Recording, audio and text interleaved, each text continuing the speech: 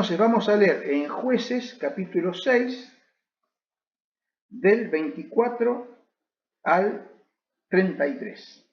Al 32, perdón. Jueces 6 del 24 al 32. ¿Alguien de ustedes quiere leerlo? Sí, yo, pastor. Jueces 6 del 24 al 32.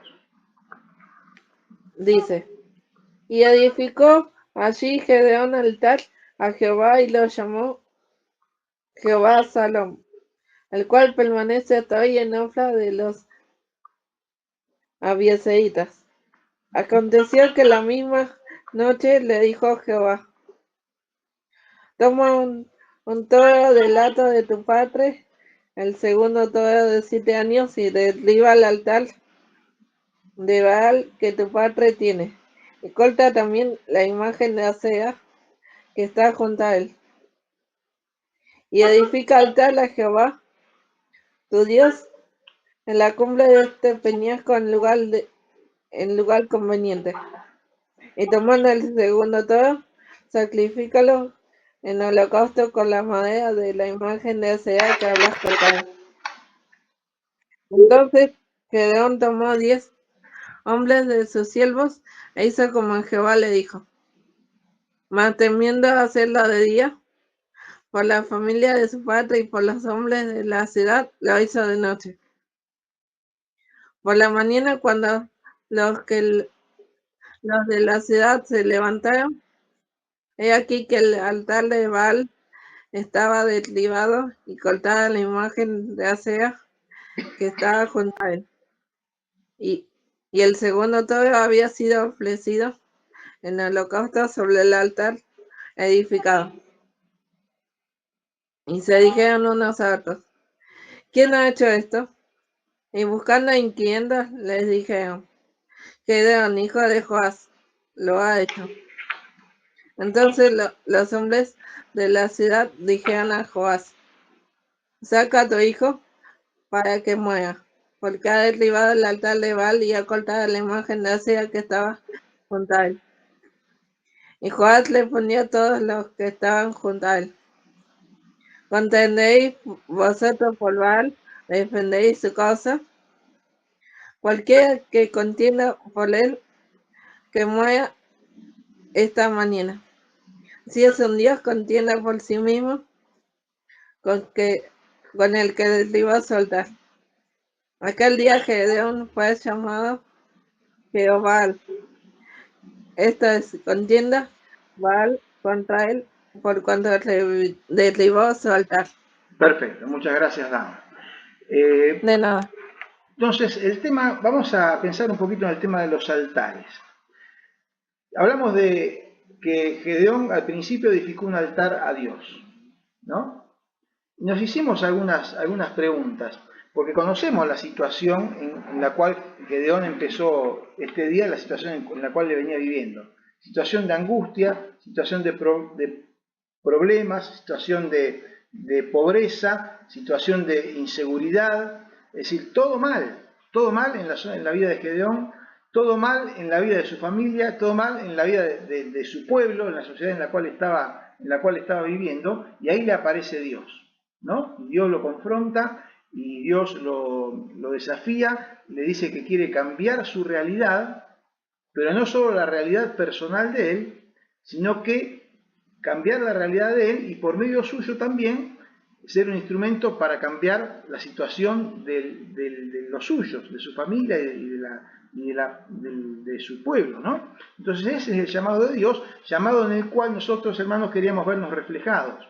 Dios llamándonos para cambiar nuestras vidas, para mejorar lo que estamos viviendo, para transformarnos y también para que nosotros podamos ser herramientas, instrumentos en las manos de Dios para que otros puedan serlo y lograrlo de la misma manera que nosotros. No por nosotros, sino porque Dios a través nuestro esté obrando en la vida de las personas. Y dice que a raíz de todo de ese diálogo y esa reflexión de Gedeón delante de Dios, dice que Gedeón edificó un altar. Entonces ahí empezamos a pensar en esto de los altares, en el sentido de que los altares representan momentos en nuestras vidas. No vamos nosotros a estar levantando altares por ahí, de piedra, de ladrillos, de lo que sea. Pero sí pensar en que podemos edificar espiritualmente altares que nos recuerden momentos en que nos hemos encontrado con Dios y que hemos sido desafiados por Dios a algo. Y nos preguntábamos, ¿cuánto hace que no levantás un nuevo altar? ¿Levantaste alguna vez un altar para Dios en tu vida? ¿O hasta ahora no tuviste esa experiencia? ¿Te acordás de algún altar espiritual que hayas levantado, un encuentro con Dios? ¿Un desafío de parte de Dios? ¿Una revelación especial de Dios para tu vida? Y decimos, qué bueno que podamos identificar en nuestro pasado esos momentos, ¿no? Porque son momentos en que nos hacen recordar que, bueno, que hemos tenido esos encuentros con Dios y Dios nos ha ido llamando y se ha ido trabajando en nosotros. Quizás no has hecho nunca un altar. Gedeón acá, mire, el problema de Gedeón era que ni se acordaba de la última vez que había estado en un altar para hacer algo para Dios. Pero sin embargo Dios se presentó a él, lo desafió, lo confrontó, y él terminó con lo que nosotros empezamos leyendo hoy, que es edificando este altar al Señor. Le dijimos que era un altar de compromiso, ¿se acuerdan? Era un altar de compromiso de él porque entendió que Dios lo estaba llamando. Entonces él decidió comprometerse con Dios para poder responder a ese llamado. Pero también dijimos que así como hay altares que edificamos para Dios, tanto en nuestra vida como en nuestros alrededores, hay altares que no están edificados para Dios. Y son los que llamamos los altares extraños. Extraños a lo que tiene que ver con Dios, ¿no? Los altares edificados a otros dioses, a ídolos.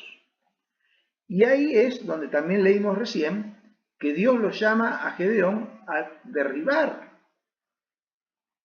ese altar que tenían ellos en su propia casa. Dice que en la propia parcela de su familia había un altar dedicado al dios Baal y al lado de él había una estatua de la diosa Acera.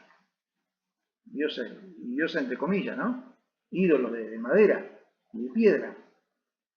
Y Dios lo manda a Gedeón a que destruya ese altar, y que en su lugar levante un nuevo altar edificado al nombre de Dios y que sacrifique en él al segundo toro, el tema del cual ya hemos hablado, ¿no? El toro más importante, el más valioso que tenían, a pesar de que está designado como el Señor. Entonces, hermanos, lo otro que reflexionábamos, que a veces tenemos altares que derribar en nuestra vida, altares que derribar en nuestra familia, altares que derribar en nuestra comunidad, que son altares extraños a Dios, pero que lo tenemos entre nosotros. Y que mientras esos altares permanezcan edificados y funcionando, serán un estorbo al cumplimiento de la voluntad de Dios. Y tenemos que derribar esos altares y en su lugar levantar un nuevo altar que honre a Dios, como hizo Gedeón. Fue lo primero que Dios le dijo. Entonces, por eso estamos reflexionando en esto de los altares como momentos de decisión espiritual, ¿no? De nuestra relación con Dios y de romper con cosas que venimos trayendo en nuestras vidas o que venimos arrastrando en nuestras familias o que vemos que nuestra sociedad ha incorporado y que son realmente altares extraños delante de Dios, de los cuales Dios nos llama a derribar para poder construir altares nuevos en su honor, altares en los cuales podamos sacrificar lo que Él nos pide que sacrifiquemos. Hablamos del temor. Dijimos que Gedeón tuvo temor de derribar ese altar, porque toda la gente a su alrededor iba y veneraba ese altar y lo que hacían ahí. Y veneraban a Baal y veneraban a Acera. Entonces él tuvo temor y dice que fue de noche. No lo hizo a los ojos de todos. Pero a pesar de que quizás alguno podría considerar una crítica hacia eso, dijimos que la enseñanza, una buena enseñanza para nosotros, es que Gedeón tuvo temor de hacer lo que Dios le dijo que hiciera. Pero ese temor no le impidió cumplir y obedecer a Dios. Lo hizo de noche. Pero evidentemente lo que él iba a hacer iba a ser visto por todos los demás. Entonces, hermanos, aún en nuestro temor, aún en las dudas que tengamos, decidámonos a obedecer a Dios. de la manera que sea, pero obedezcamos a Dios. Nos da miedo hacerlo de determinada manera, no importa. Busquemos la dirección del Señor para hacerlo de otra. Y el Señor nos irá guiando. Y el Señor nos irá ayudando para poder hacerlo de la mejor manera. Hermanos, alguien tiene que derribar los altares extraños. Pensá en tu vida, pensá en tu familia. Alguien tiene que derribar los altares extraños. Derribarlos, hacerlo, es honrar a Dios al obedecerle y es bendecir a los nuestros, porque los que vengan detrás nuestro ya no tendrán que lidiar con esos otros dioses o ídolos. ¿Se dan cuenta? Y estoy pensando por ahí en esos altares que tenemos en la familia. Altares edificados a dioses extraños, que están ahí y algunos ni saben por qué están, de dónde aparecieron, pero están por costumbre, por vicio, por lo que sea. Pero hermanos, alguien tiene que derribarlos y el Señor nos está llamando a derribarlos y eso va a ser algo que va a traer bendición a nuestras vidas y va a traer bendición a los que están a nuestro alrededor. A veces endiosamos o idolatramos ciertos miedos. No, ¿cómo voy a hacer tal cosa? Y nadie se anima a derribarlos. Hermanos, si son altares extraños que deshonran a Dios, hay que derribarlos, no te quedes quieto. Puede que te ocasione temor hacerlo, como le sucedió a Gedeón, pero no por eso dejarás de obedecer a Dios. ¿O sí?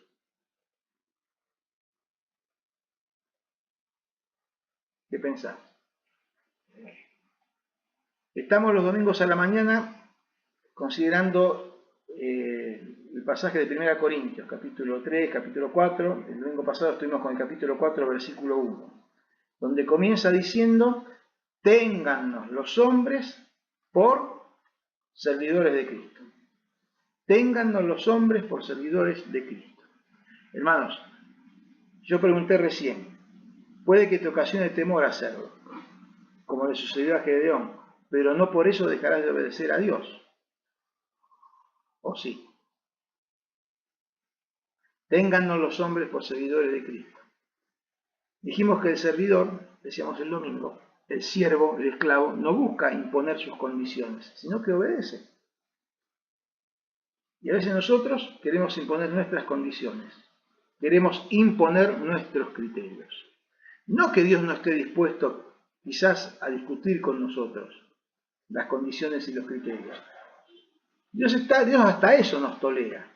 Dios toleró que Gedeón despotricara contra él cuando apareció, ¿se acuerdan, no? Si Jehová está con nosotros, bueno, Dios aún en eso nos tiene paciencia y está dispuesto a tener esa discusión con nosotros. Pero hagámoslo sabiendo que a la larga nos daremos cuenta que Dios tiene razón y que lo mejor que podemos hacer es obedecerle. No derribar altares, escúchenme en esto, no derribar altares y no vencer temores adormece la conciencia.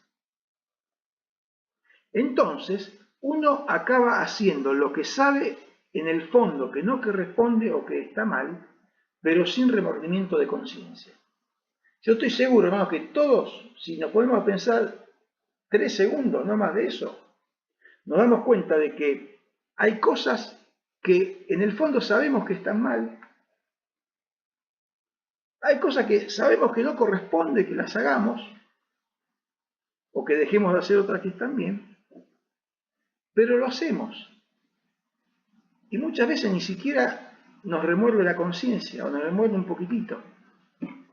Y después volvemos a repetirlo, y cada vez nos remuerde menos, y lo hacemos, y lo adoptamos. Y vamos levantando y alimentando y sacrificando cosas sobre altares extraños. Hermanos, recuerden que la conciencia es un instrumento de advertencia que Dios puso en todo ser humano. Eso dice la Biblia. La conciencia nos la puso Dios en nosotros. Forma parte de nuestro ser porque Dios puso la conciencia dentro de nosotros como un instrumento de advertencia. Y la conciencia en el creyente es exponencialmente potenciada por la presencia del Espíritu Santo en nosotros. Sin embargo, a veces la adormecemos. A veces le bajamos el volumen a esa vocecita que nos dice, ¿no? Por supuesto que al derribar altares extraños habrá quien se oponga o se enoje, lógico, como le pasó a Gedeón. Pero tengamos por cierto y tengamos por seguro que Dios respalda. Dios respalda. Dios lo respaldó a Gedeón y ha respaldado y sigue respaldando y seguirá respaldando a todos aquellos que en su nombre estén dispuestos a derribar los altares extraños, en su vida, en sus hogares, en su comunidad. No estamos aquí hablando solamente de derribar altares. Sí que corresponde derribar todos los que sean altares extraños, pero también estamos hablando de construir nuevos altares a Dios. Dijimos que así como Gedeón destruyó el altar que estaba dedicado al Dios, entre comillas, Baal, al ídolo Baal, después de eso levantó un altar al nombre de Dios.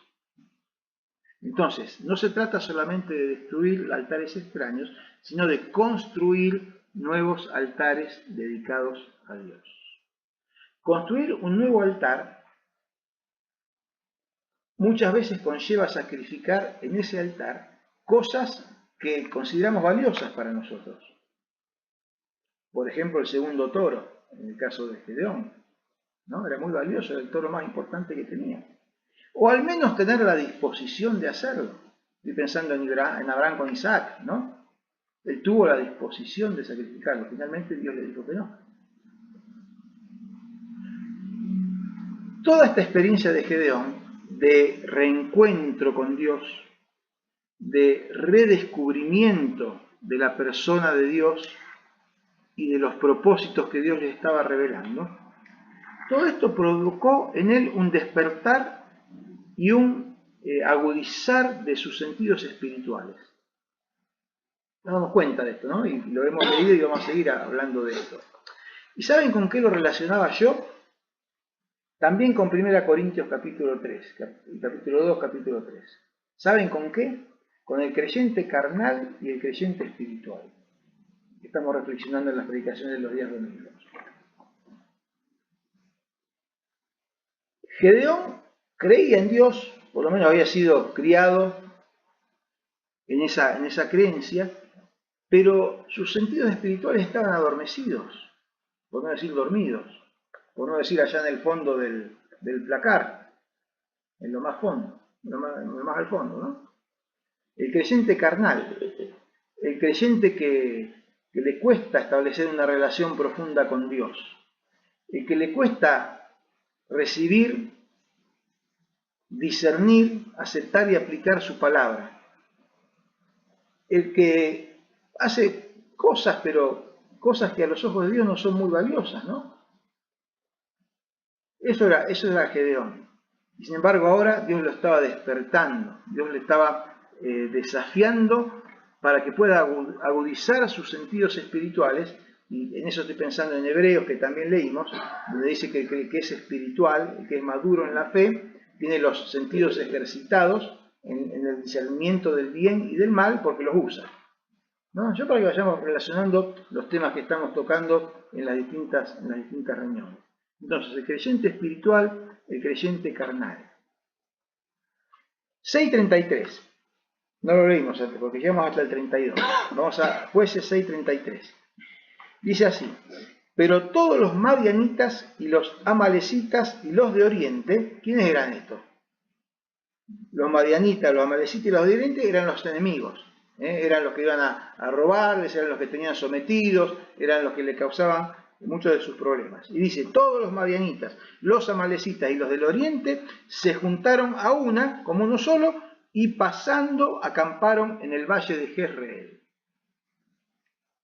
¿Ustedes suponen que esta es la primera vez que lo hacían? No, no es la primera vez que lo hacían. Lo venían haciendo hacía rato. Se juntaban, acampaban en el valle de Jezreel, y cuando estaban todos juntos y preparados, iban y atacaban. Y les robaban el ganado, le destruían lo que habían sembrado, y lo que habían cosechado se lo robaban también, y por eso estaban ellos con hambre y estaban mal, etcétera, etcétera. Bueno, nuevamente se juntaron allí para hacer lo mismo, los enemigos para hacer lo mismo que venían haciendo. En cualquier ocasión, en todas las veces anteriores, ¿qué había hecho Gedeón? Cuando Gedeón y todos los demás judíos veían que los otros se estaban juntando en el valle de Jezreel, ¿saben lo que hacían? Empezaban a juntar las cosas, agarraban todo lo que podían y se lo llevaban a las cuevas, a la montaña y se escondían. para tratar de que no les hagan nada a ellos, ni les terminen de sacar lo poco que tenían. Entonces, al menos lo que ellos lograban esconder, lo salvaban. El resto lo perdían todo. En todas las ocasiones anteriores, Gedeón hubiera salido a esconderse. Pero ahora, ¿qué pasó? ¿Seguimos leyendo? 6:34. Entonces, el espíritu de Jehová, vino sobre Gedeón, y cuando éste tocó el cuerno, los abiezeritas se reunieron con él. ¿Vos tenés el cuerno? Tremendo. Entonces el espíritu de Gedeón, el espíritu de Jehová vino sobre Gedeón, y cuando éste tocó el cuerno, los abiezeritas se reunieron con él. Ahí está, algo así fue. Algo así. Algo así sonaba el cuerno. Y dice el versículo 35, y envió mensajeros por todo Manasés, y ellos también se juntaron con él. Asimismo envió mensajeros a Aser, Zabulón y Neftalí, los cuales salieron a encontrarlos. Miren, hermanos, no solo Gedeón cambió su propia actitud. ¿Qué le había dicho Dios en el versículo 16? ¿Se acuerdan? ¿Lo tienen ahí a mano? Léanlo. Jehová le dijo, ciertamente, Gedeón, yo estaré contigo, y derrotarás a los madianitas como a un solo hombre. ¿Cuáles son tus enemigos hoy? ¿Cuáles son los enemigos que te hacen problema, que te hacen guerra para que puedas crecer en tu relación con Dios? Para que puedas obedecerle, para que puedas servirle, para que puedas edificar un altar para adorarle y dedicar tu vida a él. ¿Cuáles son los enemigos? En el caso de ellos eran estos, los madianitas, los amalecitas y los del oriente. Pero Dios le dijo, Gedeón, anda, yo estaré contigo y derrotarás a los enemigos. Entonces, hermanos, ahí nos vamos viendo nosotros reflejados en cómo Dios va obrando y en las promesas que Dios nos hace a nosotros. Los desafíos que nos hace, pero las promesas que nos da también para poder afrontar esos desafíos con confianza. El desafío era enfrentarse a los enemigos. Vos tenés enemigos, yo tengo enemigos que están luchando y batallando contra nosotros para que no avancemos en el camino que Dios quiere. Bueno, Dios dice, ciertamente yo estaré contigo y derrotarás a los madianitas como a un solo hombre. Fíjense que leímos recién que se habían juntado como un solo hombre, ¿no? Bueno, y entonces Gedeón ahora no estaba en la condición que estaba antes de encontrarse con Dios, en que salía corriendo a esconderse con todos los suyos a la cueva en la montaña. Ahora sabía que Dios lo había llamado, sabía que contaba con Dios y que podía enfrentar a esos enemigos y cumplir los propósitos de Dios para su vida y los desafíos que Dios le había presentado para servir a los que estaban a su comunidad. Entonces, no solo que cambió su propia actitud, sino que Dios hizo que se sumaran a él muchos más. Cuando él tocó el cuerno, dice que fíjense el versículo 34, ¿no? Dice que Gedeón tocó el cuerno. Cuando se enteró que estaban los otros ahí reunidos para ir a atacarlo, tocó el cuerno. ¿Y quiénes fueron los primeros que reaccionaron? Versículo 34. Los abiezeritas. ¿Quiénes eran los abiezeritas? Versículo 11.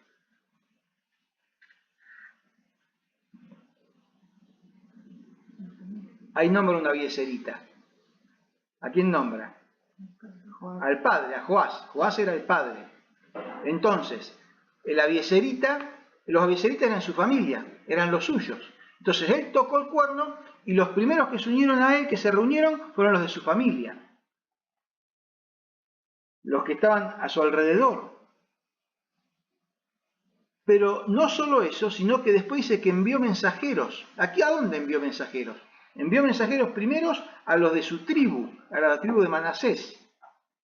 ¿Ustedes se acuerdan? Habíamos leído, déjenme buscar, ese que dice yo soy pobre.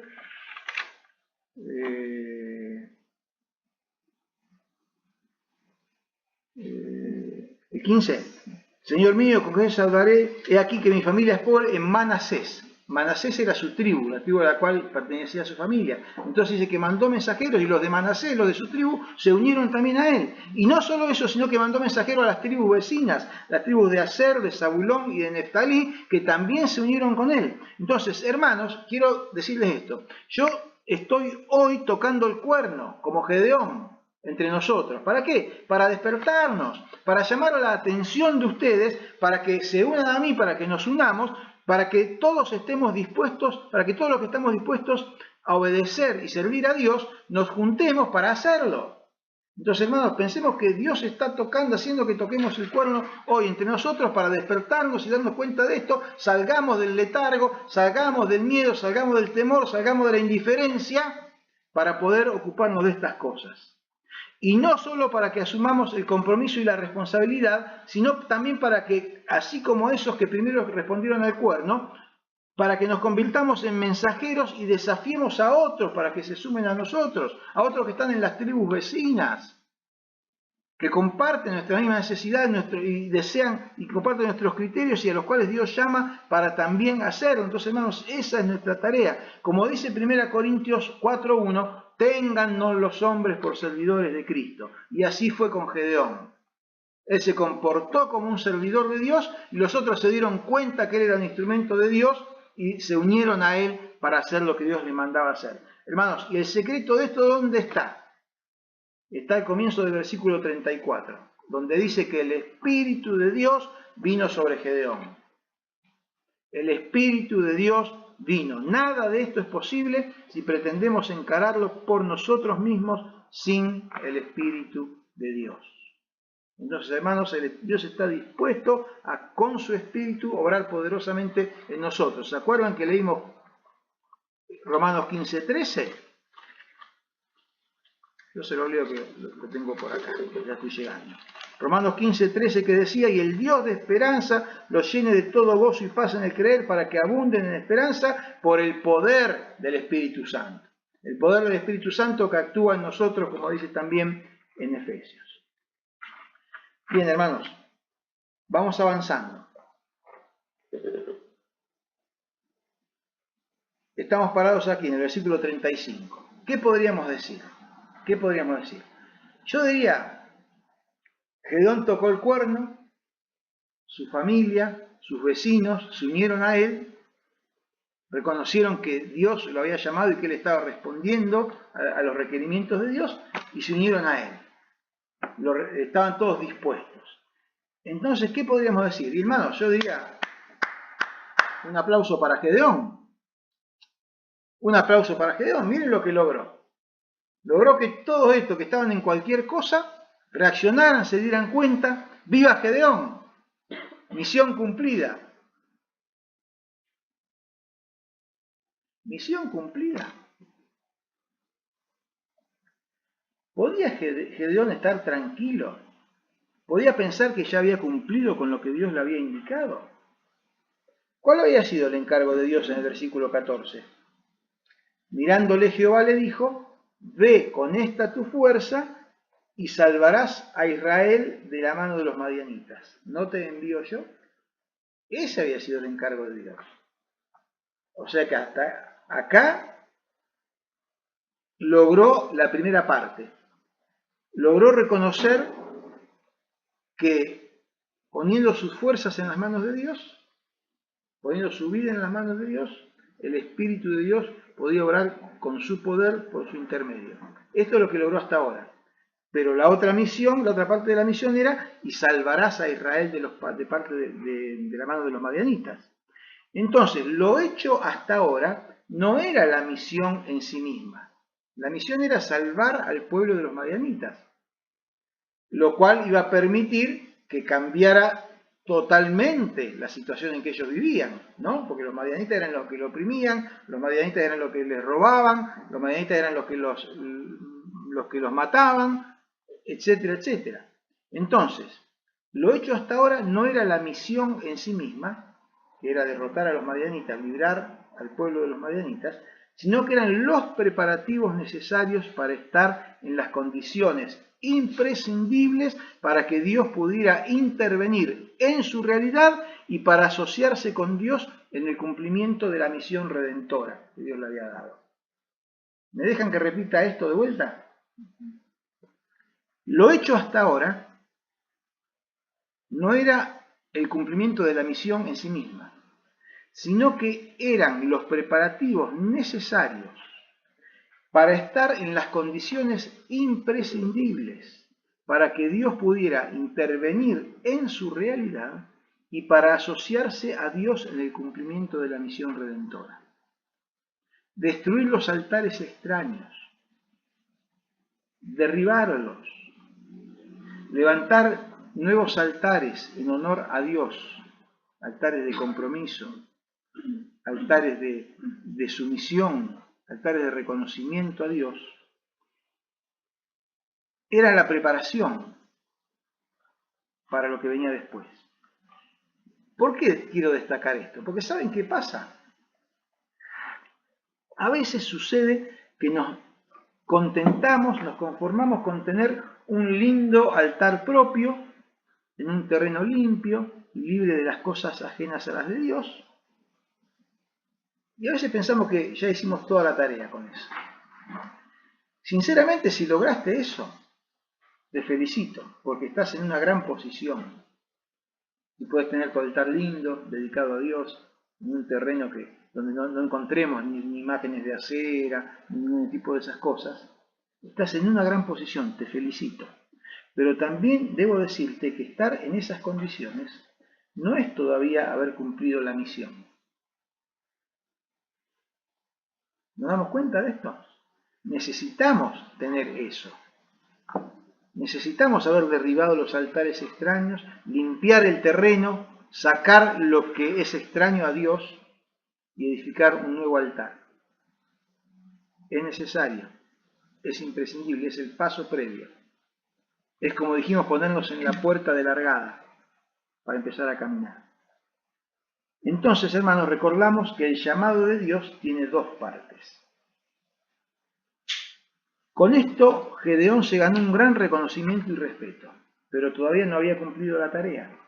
Fue necesario que pasara por todo este proceso para estar mental, emocional y espiritualmente bien preparado, en la posición correcta y con la disposición adecuada para hacer de utilidad en la obra que Dios le tenía preparada para hacer. Entonces acá hagamos un parate en nuestro pensamiento para justamente pensar cada uno en su propia vida. ¿Cómo estás parado hoy en relación a un tiempo atrás? ¿Cómo está tu altar? ¿Cómo está tu vida espiritual? ¿Está mejor o está peor que antes? ¿Qué necesitas todavía hacer para que esa mejora sea concreta, sea evidente y realmente se produzca eso que Dios hizo con Gedeón, ¿no? Que el Espíritu de Jehová vino sobre Gedeón para que actuara con poder? Pasar por este proceso de reflexión personal y como consecuencia de esa reflexión, de decisión personal, pasar por ese proceso es necesario, como dijimos antes, para estar mental, emocional y espiritualmente bien preparados para poder recibir lo que Dios tiene para darnos y nosotros ofrecerle lo que Él requiere de nosotros. Entonces, como dijimos al iniciar estos mensajes que queríamos posicionarlos como Gedeón, yo dije en algún momento cada uno es Gedeón, veámonos como Gedeón. Gedeón cuando empezó era un desastre, estaba angustiado, desanimado, lleno de problemas, y ahora fíjense cómo ha cambiado, ¿no? ¿En qué parte del proceso estás? ¿En qué parte del proceso estás? Como Gedeón al comienzo, viviendo rutinariamente, haciendo lo normal, haciendo lo esperado, humanamente hablando. Si estudias estudiando, si trabajas trabajando, haciendo tus cosas, pero no muy involucrado con Dios. Quizás ese es tu punto, el punto en el cual estás. ¿Ya te diste cuenta de que Dios espera algo de vos y que espera poder darte lo que tiene para vos? ¿Es un ida y vuelta? ¿Decidiste apartarte y destruir los altares extraños que quizás vos mismo levantaste o que alguien cerca tuyo levantó y te afectan y te involucran? Actividades, relaciones personales, convicciones que asumimos en nuestras vidas como dije antes, que a veces las tenemos y que no sabemos ni de dónde salieron, pero que están y la respetamos, quién sabe por qué, y que te das cuenta que no son lo que Dios quiere. Quizás estás en buen estado o tenés tu altar dedicado a Dios en buen estado de conservación y mantenimiento. ¿Está tu relación con Él vital, vigente, gozando de buena salud, o tenés que retocar el altar? Hay algunas cosas que mejorar en ese altar porque se está poniendo medio en alguna parte. ¿Ya te has dado cuenta de que Dios tiene una misión para vos? ¿Un encargo para hacerte? Que Dios quiere bendecir tu vida. Que Dios quiere darte esperanza, nueva esperanza, como comentamos al principio de la reunión. Y también que quieres que seas un canal de su bendición para otros, siendo parte en este sentido de su propósito redentor para las personas. ¿Saben cómo le llamamos a eso nosotros? ¿Cómo le llamamos? Le llamamos dar sabor a nuestro mundo. Dios quiere darnos el sabor de su vida a nosotros para que nosotros podamos dar sabor a nuestro mundo. Gedeón limpió todos los altares extraños, levantó el altar a Dios y sacrificó en él lo mejor que tenía, pero todavía no había cumplido la misión. Todos los madianitas y amalecitas y los de Oriente se juntaron a una y pasando acamparon en el valle de Jezreel. Entonces, cuando eso pasó,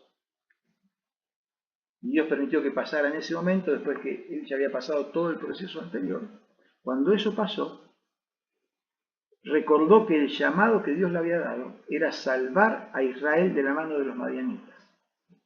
Y había llegado el momento de poner manos a las obras, y así lo hizo. Agarró el cuerno, lo tocó bien fuerte y empezó a convocar a la gente.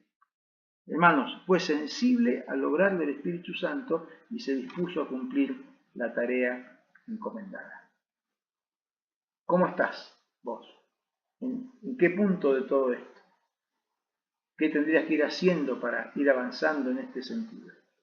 Para llegar a ver el obrar de Dios en tu vida y estar dispuesto a ofrecer tu vida al Señor para hacer su voluntad, para cumplir con la misión que Él nos ha dado como hijos suyos. Dejamos por acá. Viene algo muy interesante a continuación porque a partir de aquí se dan tres momentos especiales. Tres momentos especiales, con Gedeón disponiéndose a servir a Dios. Está el momento de los vellones, o del vellón.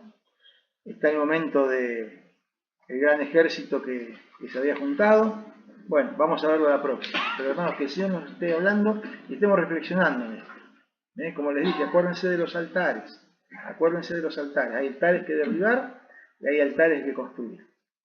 Entonces, cada altar representa un momento de encuentro, un momento de desafío, un momento de decisión de parte del Señor. Que Él nos bendiga para que podamos vivirlo, para que podamos sentir su presencia, sentir su llamado e ir haciendo la adecuación necesaria en nuestras vidas. No la que a nosotros nos parezca, sino la que en su palabra y por medio de su Espíritu Santo nos va guiando para que podamos cumplir. Hermanos, que el Señor nos bendiga. Oramos. Señor y Padre nuestro que estás en los cielos, gracias, Padre. Gracias porque en tu palabra nos hablas, Señor, nos hablas a cada uno. Y estamos leyéndola y haciendo consideraciones. Yo estoy seguro que a cada uno de mis hermanos le estás hablando de una manera distinta, pero llevándonos a un mismo sentir y a un mismo propósito, que es el entender tu voluntad para nuestras vidas, cada uno desde nuestro lugar, cada uno desde nuestra situación, pero desafiándonos, Señor. Así que ponemos nuestras vidas enteramente en tus manos. Señor, pedimos tu guía, pedimos tu dirección, que ese poder del Espíritu Santo que sabemos que tienes preparado y dispuesto, Señor, se manifieste en nosotros, que estemos en las condiciones de que así sea, para entonces poder ser útiles a tu voluntad, útiles a tu obra, Señor, y útiles a aquellos que están a nuestro alrededor. Téngannos los hombres por servidores de Cristo. Que así sea, Señor, que ese es nuestro anhelo, ese es nuestro deseo, y por eso ponemos nuestras vidas en tus manos. Señor, ahora, al terminar nuestra reunión, al despedirnos, Te pedimos que tu paz, tu bendición nos sigan acompañando, que tu Espíritu Santo nos siga guiando y hablando, Señor, y que realmente podamos seguir disfrutando de esta comunión que tu Espíritu Santo pone entre nosotros. En el nombre de Jesús, amén.